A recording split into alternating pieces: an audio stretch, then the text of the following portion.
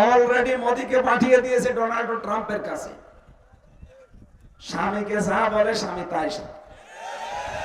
আর মাতাল তো গরুর মদ খাওয়া লোক, শয়তানরে যা বলে ও শয়তান তাই শোনে। আর ড্যাং ড্যাং করতে করতে চলে গিয়েছে মোদি ডোনাল্ড ট্রাম্পের কাছে, যে মিথ্যা সিদ্ধা বানিয়ে বলতো আমাদের দেশ সম্পর্কে। কিন্তু ডক্টর ইউনূস এটা একেবারে ম্যাগনেট। যেদিন মোদি গেছে ট্রাম্পের কাছে নালিশ দিতে এই দেশ সম্পর্কে আর হাসিনা সম্পর্কে কথা বলবে, ঠিক ওই দিন বিশ্বের আন্তর্জাতিক মিডিয়া গুলো নিয়ে আয়না ঘরে গেছে। জাতিসংঘ ওই দিনই রিপোর্ট দিয়েছে। ডোনাল্ড ট্রাম্প ওই দিন কি বলেছে যে ও হাসিনার বিষয়ে আমার কাছে কিছু বলবেন না, ওটা আপনার বিষয়। ওরা মনে করেছিল বাড়া ভাতে লবণ দিয়েছে। এই জন্য ষড়যন্ত্র চক্রান্তের পেছনে যারা দায়ী, আপনারা দেখতেছেন দেশের ছাত্র জনতা কিন্তু কাউকে ক্ষমা করেনি। যারা এখনই অনেকে কিছু না পেয়ে বাবা শাহজালাল সব হালাল করার চিন্তায় আছেন, থামে। দেশটা এখনো হাতে আপনি পাননি।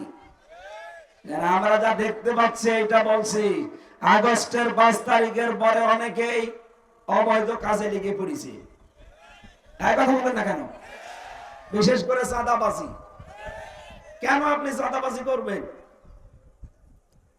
আর এটার জন্য বিএনপিতে যারা আছেন শুধু এই চাঁদাবাজ যারা, এরাই দায়ী না, আপনি উপরে যারা আছে তারা দায়ী। কারণ তারা কোটি কোটি টাকার মালিক, আর এরা 15 বছরে হামলা মামলা জেল জরিমানা বাড়ি থাকতে পারে নাই। এদের বহু সমস্যায় 15 বছরে হয়ে গেছে। তারপরেও আমি নিজে যেহেতু জেলখানায় এদের মাজলুম অবস্থা দেখেছি। সম্মানিত ভাইরা, চাঁদাবাজি করা যাবে না। আপনাদের চাইতে আমরা মজলুম কম ছিলাম না। কি কথা বলেন না কেন? আমাদের তো বাড়ি থাকতে দেয়নি, আর আমাদের বাড়ি বুলডোজার দিয়ে ভেঙে দিয়েছে।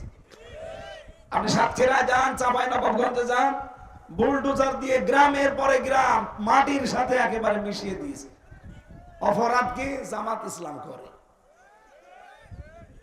আল্লাহ পোড়া ওইটা উল্টি এখন 32 নম্বরের উপর ফেলেছে। নাজিল হয়েছিল এই ফেব্রুয়ারির 5 তারিখে আযাবুল বুলডোজার। কি আযাব? কি আযাবুল বুলডোজার? এটা নিয়ে যারা ঝামেলা করেছে, উস্কানি দিয়েছে, এই যে অপারেশন ডেভিল হান্ট চলছে।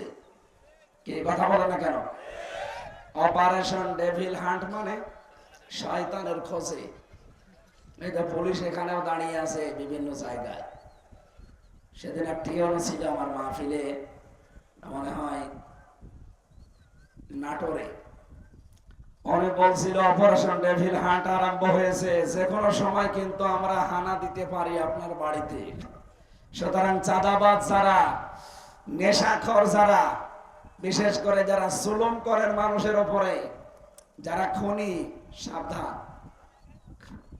আর একবার যদি ওদের হাতে পড়েন না, এমন পিটানো পিটাবে পেছনে বান্দরের মতো লাল হয়ে যাবে।